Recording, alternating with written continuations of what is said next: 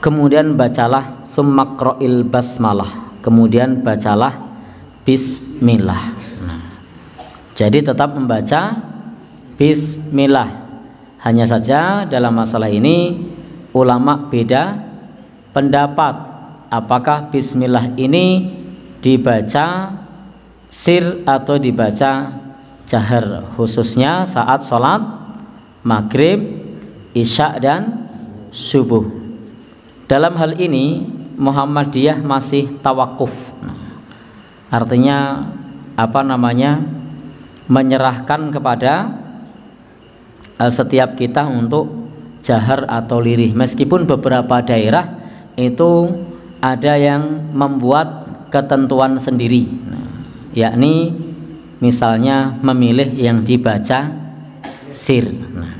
Tetapi saya belum melihat yang keluaran dari mana PP atau yang di HPT, itu yang ada di sidang-sidang daerah itu ada. Baik. Kemudian di sini karena ada perbedaan pendapat, maka monggo bagi Bapak Ibu pilih pendapat yang mana, tapi bismillah itu dibaca. Kalau saya pribadi, kalau ditanya pendapatnya bismillah pendapat yang kuat, yang sir atau jahar, saya memilih pendapat yang sir, bukan jahar. Tapi kalau praktek ngimami di tempat kita di sekitar sini saya jahar. Tapi kalau ditanya pendapat saya pilih sir. Loh, kok beda antara praktek sama pendapat? Pentingnya kita mengalah. Jadi pentingnya kita mengalah. Saya berpendapat memilih pendapat-pendapat yang ada dari pendapat para ulama bahwa membaca bismillah itu dibaca sir, tetapi masyarakat umum memilih dibaca jahar, sehingga saya mengalah. Jadi pentingnya kita dalam masalah furu'iyah itu tidak apa-apa untuk kemudian kita mengalah, untuk menyatukan atau untuk melembutkan hati. Karena saya pernah punya kasus terkait bismillah ini, dan kasus itu tidak terlupakan. Dulu kasus ini tidak terlupakan. Saya pernah satu saat di satu tempat, tidak saya sebut tempatnya. Kalau ndak online saya sebut tempatnya. Ini online nih. Baik. Jadi mohon maaf teman-teman yang online ya. Baik. Saya pernah satu saat di bulan Ramadan itu mengisi acara buka puasa. Acara berjalan dengan lancar buka puasa tersebut. Selepas buka puasa, maka pada saat itu saya diminta ngimami. Seperti biasa saya termasuk orang yang menolak kalau disuruh ngimami. Dimanapun saya menolak, karena ada keutamaan penduduk mukim untuk menjadi imam. Tetapi meskipun saya menolak sudah 3 kali, barangkali karena fisik saya kecil, lalu dipegang pundak saya, didorong. Dan itu sering, tidak cuma di situ, di sini juga begitu. Di sini saya sudah nolak begitu, didorong begitu ya. Maklum wong cilik arep wes mencoba untuk tetap tegap gitu ya, kalah tenaga ya tetap maju. Iya. Memang wong cilik itu harus manut sama wong gede. Baik. Ya, kalau bener ya. Baik. Jadi itu yang terjadi. Nah. Dan ketika saya maju ngimami, maka pada saat itu saya baca bismillah sir saat itu. Ketika saya baca bismillah sir, tiba-tiba saya mendengar suara langkah kaki keluar dari soft, jeluk jeluk jeluk. Jadi biasanya kalau orang keluar kan halus, itu keluarnya sengaja kakinya dihentak, jelek jelek jelek. Nah, begitu sampai di luar soft, nampaknya orangnya mondar mandir kanan kiri. Nah, kenapa? Karena suara langkahnya disengaja dengan suara keras, jadi membatalkan sholat. Jadi ada jamaah yang waktu itu saya masih ingat membatalkan sholat. Pada saat jamaah membatalkan sholat itu saya tidak kepikiran apa-apa karena saya ngimami. Saya pun tidak tahu kalau itu suara orang keluar dari soft. Pikir saya ya orang terlambat bergabung, suaranya jeluk jeluk jeluk begitu. Cuma kok agak aneh ya, kok kanan kiri kanan kiri. Nah, begitu saya selesai sholat, Sudah selesai di rakaat ketiga, saya sudah salam, assalamualaikum warahmatullah, assalamualaikum warahmatullah, sudah selesai. Tiba-tiba saya dimarah-marah, ditunjuk-tunjuk. Saya dimarah-marah, ditunjuk-tunjuk, dibilang bayi wingi sore nggawe aturan dhewe. Sopo sing mulang salat ora maca bismillah. Saka zaman simbahku tekan zamanku ora ono wong salat kok ora maca bismillah. Karepmu kepiye? Saya diam saja. Saya waktu itu berpikir, ini tak layani apa ora ya? Saya berpikir untuk menyebut dalil-dalil untuk ngelayani, tapi saya berpikir saru guru ngaji kok padu, ya toh? Saya diam saja. Saya diam saja sampai maki-makian selesai, sampai orang bubar. Saya masih di situ. Nah, dari situlah kemudian saya ketika ngimami, saya membaca bismillah dengan jahar. Meskipun saya berpendapat itu lirih. Untuk apa? Saya khawatir kalau ada jamaah saya yang pada saat saya ngimami menganggap kalau bismillahnya lirih tidak sah, sehingga terus membatalkan, dan saya ditunjuk-tunjuk lagi, dibilang bayi wingi sore. Wah, tapi termasuk rekor loh kalau saya bayi wingi sore bisa ceramah.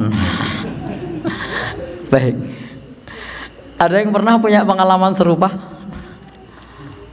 Tidak ada. Baik, jadi pribun? Oh, cuma disindir. Ya, jenengan karena fisiknya nampak gede gitu kan. Nah, face-nya juga sudah nyun sewu kebapaan. Nah, kalau saya waktu itu masih baru lulus SMA, masih unyu-unyu, fisiknya juga kecil gitu, jadi wajar kalau dibilang bayi wingi sore. Ya. Baik. Kenapa ulama bisa beda pendapat? Karena para ulama beda pendapat. Apakah bismillah itu termasuk dari surat Al-Fatihah atau bukan? Termasuk dari ayat Al-Quran atau bukan? Para ulama sudah ijma, sudah sepakat annal basmalah, bahwasanya bismillah itu terdapat fi suratin Naml, ada dalam surah An-Naml. Maka dia adalah juz'um min ayah, dia bagian dari ayat innahu min Sulaimana wa innahu bismillahirrahmanirrahim. Ini ulama sepakat. Ketika Nabi Sulaiman berkirim surat, Nabi Sulaiman menulis innahu min Sulaiman, bahwasanya itu dari Sulaiman, dan itu adalah bismillahirrahmanirrahim. Bismillahirrahmanirrahim. Walakinnahum ikhtalafu, tapi para ulama berbeda pendapat. Hal hiya ayatum minal Fatihah, apakah bismillah termasuk bagian dari surat Al-Fatihah? Wa min awwali kulli surah amwalah, apakah termasuk dari awal setiap surat atau bukan? Disinilah ulama beda pendapat. Awalan, yang pertama, hiya ayatum minal Fatihah wa min kulli surah. Bismillah adalah ayat dari surat Al-Fatihah dan di setiap surat. Ini adalah madhabnya Imam Asy-Syafi'i. Ini adalah madhabnya Imam Asy-Syafi'i. Sehingga di dalam madhab ini membaca bismillah itu dijaharkan, karena dia bagian dari surat Al-Fatihah dan juga bagian dari surat-surat yang lainnya. As-sani, yang kedua, bukanlah ayat dari surat Al-Fatihah, la minal Fatihah wala min syai' min suwaril Qur'an, bukan bagian dari surat Al-Fatihah dan bukan bagian dari surat-surat Al-Quran yang lain. Wa huwa madhabu Malik rahimahullah. Inilah madhabnya Imam Malik rahimahullah. Sehingga membaca bismillah dengan jahar itu tidak disunnahkan. Demikian pula dengan sir tidak disunnahkan. Sehingga dalam madhab Maliki tidak membaca bismillah. Jadi bismillah tidak dibaca. Kemudian pendapat yang ketiga, hiya ayah, dia adalah ayat tamah sempurna minal Quran, dari Al-Quran, ungzilat li fasli bainas suwar, yang diturunkan untuk membedakan, memisah surat-surat satu dengan surat yang lainnya. Jadi dulu para sahabat tidak bisa memisah surat satu dengan surat yang lain sebelum turun Bismillah. Maka pemisah surat satu dengan surat yang lain setelah baca An-Nas, Bismillah, Al-Falaq, Bismillah, Al-Ikhlas, sehingga Bismillah menjadi pemisah surat satu dengan surat yang lainnya, bukan bagian dari surat-surat itu. Karena itulah dalam madhab yang terakhir ini, termasuk ini adalah madhabnya Imam Abu Hanifah, termasuk madhab Hambali, membaca Bismillah dibaca sir, dibaca lirih. Nah, maka Bapak Ibu yang berbahagia yang dirahmati Allah Subhanahu wa taala, jadi ulama berbeda pendapat terkait apakah Bismillah dibaca lirih atau dibaca keras. Saya tidak tahu di sini termasuk di masjid ini yang membaca lirih atau keras. Intinya di sini Dzahaba Malik rahimahullah ila man qiraatiha fi sholatil maktubah. Bahwasanya Imam Malik berpendapat melarang membaca bismillah dalam salat wajib baik jahar ataupun sir. Jadi tidak perlu membaca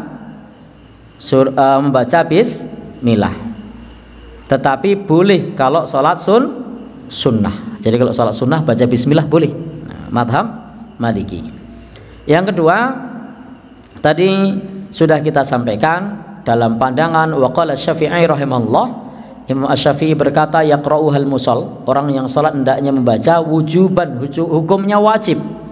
Wujuban hukumnya wajib. Fil jahri jahron, dalam salat yang dibaca keras bacaannya keras.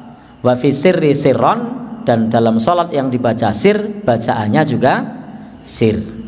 Sementara madhabnya Imam Abu Hanifah itu membacanya sirron ma'al fatihah, membacanya lirih, jadi dibaca lirih. Demikian pula madhab Hambali juga mengatakan Imam Ahmad ibn Hambal yaqra'uha sirron, membacanya lirih dan tidak disunnahkan membacanya dengan bacaan keras. Baik, ini pandangan para ulama yang beragam. Dari 4 pendapat ini, mana pendapat yang kuat? Insya Allah pendapat yang kuat adalah pendapatnya Imam Abu Hanifah dan juga pendapatnya Imam Ahmad ibn Hambal. Tetapi tidak perlu kita melarang atau antipati dengan pendapat yang lain. Silahkan bagi yang membaca keras ataupun membaca lirih, termasuk saya pribadi secara pendapat memilih yang lirih, meskipun prakteknya saya memilih pendapat yang jahar karena masih dalam konteks ini ada jamaah yang menganggap kalau bacaannya bismillah lirih sholatnya tidak sah. Jadi sebaiknya kita kalau melihat perbedaan yang sifatnya furu'iyah semacam ini tidak perlu engkel-engkelan. Daripada saudara kita nanti membatalkan sholat, lebih baik kita ngalahi pendapat. Itu bukan cuma dugaan, karena pernah terjadi. Memang pernah terjadi. Bahkan saya pernah dicurhati salah seorang kaum rois di Serandaan, ya tidak sebut kampungnya mana karena mungkin Bapak Ibu ada yang kenal. Jadi beliau sepulang haji, dulunya ketika ngimami di sini baca bismillahnya keras. Begitu dia ibadah haji, loh kok di Mekah kok lirih. Begitu di Madinah, loh kok lirih juga.